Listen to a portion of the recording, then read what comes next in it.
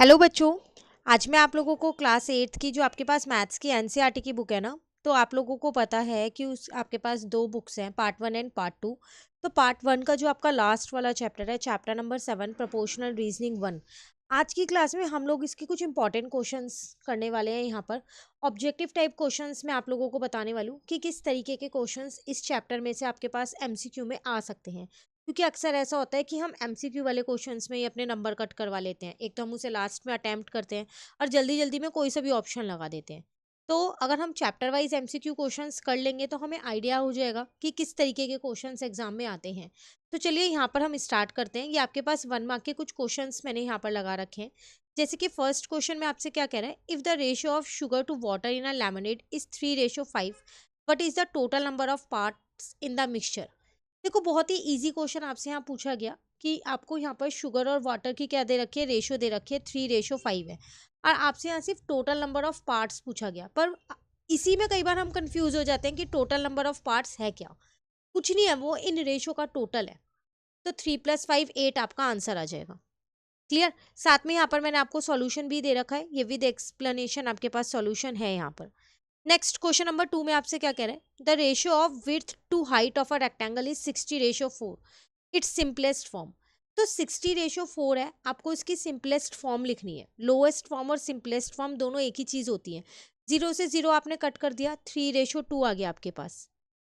ठीक है, क्योंकि ये जो है आपके पास किससे कट हो रहा है, यहाँ पर 2 से कट हो रहा है और यहाँ पर 4 भी 2 से कट हो रहा है, तो 3:2 आपका आंसर आ गया।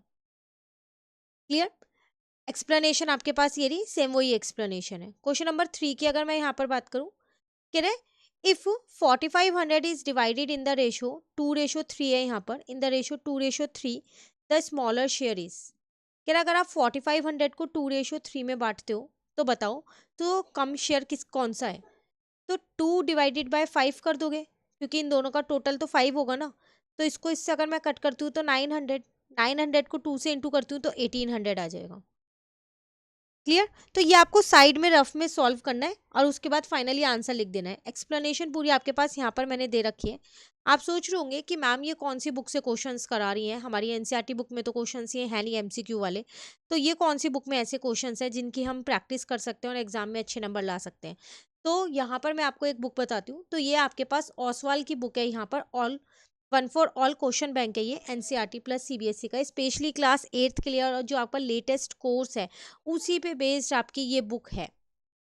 तो इसमें आपको क्या क्या मिल जाएगा एक बार हम जल्दी से देख लेते हैं, ठीक है। उसके बाद हम आगे के क्वेश्चंस को कंटिन्यू करते हैं। जैसे कि मैंने यहाँ पर सिंपली सिर्फ एक चैप्टर ले रखा है, प्रोपोर्शनल रीजनिंग 1। ऐसे आप हर एक चैप्टर के इंपॉर्टेंट क्वेश्चन की प्रैक्टिस यहाँ से कर सकते हैं, जिसमें आपको ये लर्निंग ऑब्जेक्टिव्स मिल जाते हैं। माइंड मैप एक आपको यहाँ मिल जाएगा, जो एग्जाम टाइम पे आप चैप्टर से सिर्फ फटाफट से देख सकते हो क्या क्या इंपॉर्टेंट पॉइंट्स है।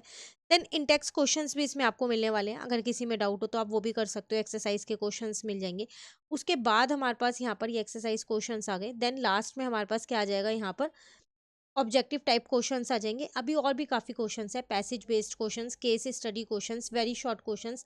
तो ये मैंने कुछ पेजेस इस चैप्टर के यहाँ पर आपको दिखाए हैं, ठीक है। तो अगर आपको ये बुक परचेज करनी है, काफ़ी अच्छी बुक है। इस एक ही बुक से आपके सारे कंसेप्ट क्लियर हो गए हैं, एमसीक्यू भी पता चल गया, very short, short answer, passage based, case study, सब चीज़ आपको एक ही बुक में मिलने वाला है। प्लस इन टेक्स्ट क्वेश्चंस भी हैं एंड एक्सरसाइज वाले क्वेश्चंस भी है। फाइल लिंक मैं आपको नीचे डिस्क्रिप्शन में दूंगी, तो आप वहाँ से देख लीजिएगा। प्लस एक और चीज़ बताना चाहूँगी, अगर आप मेरा कोड यूज़ करते हैं, जो कि है मेरे पास श्वेता 50, ये कोड है।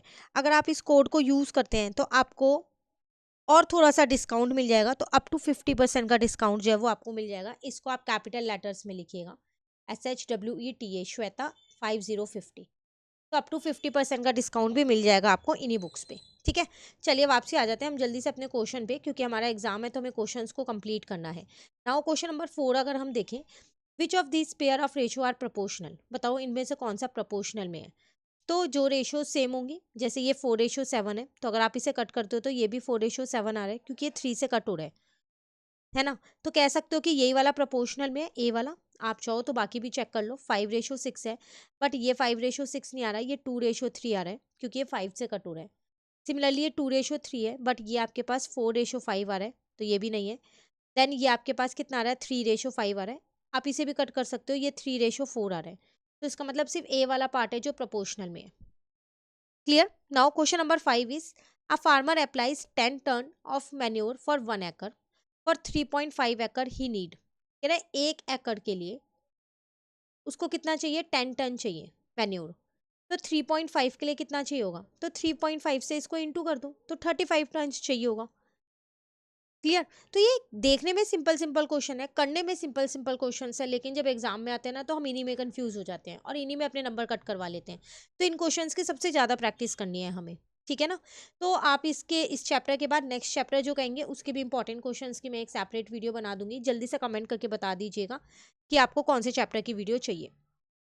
Now the question number 6 is the cost of 200 gram of T is rupees 200। What is the cost of 1 kg at the same rate.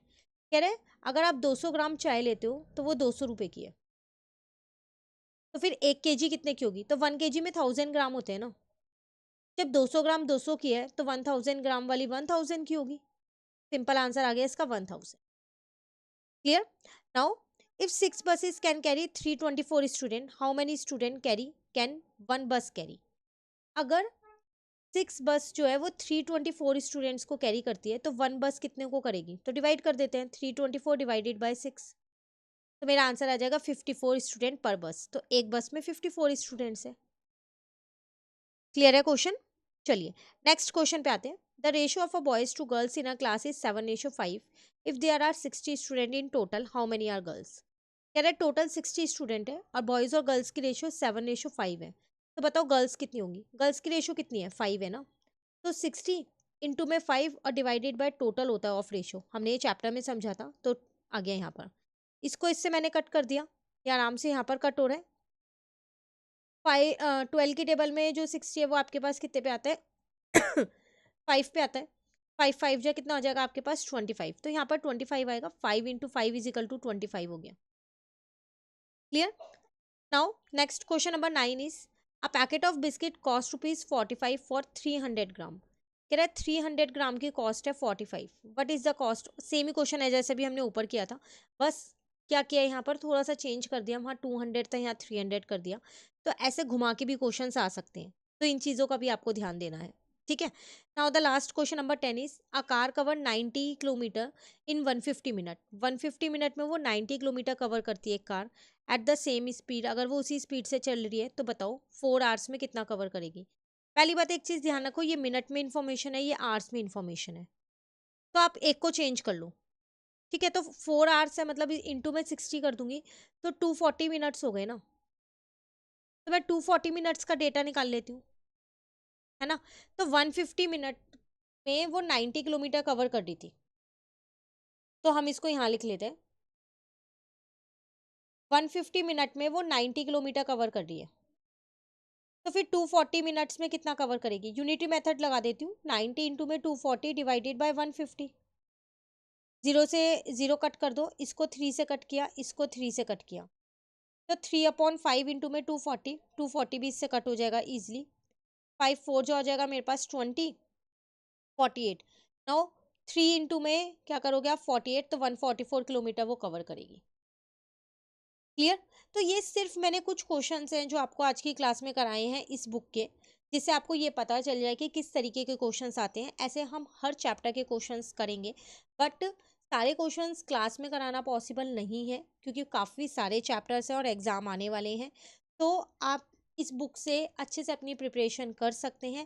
Case study questions, very short और extra passage based questions की भी practice कर सकते हैं, ठीक है। कहीं भी डाउट रहता है तो आप मुझसे कमेंट करके पूछ सकते हैं। मिलते हैं नेक्स्ट क्लास में नेक्स्ट चैप्टर के इंपॉर्टेंट क्वेश्चंस के साथ। जल्दी से कमेंट करके बता दीजिए अब नेक्स्ट चैप्टर कौन सा चाहिए आपको। Thank you.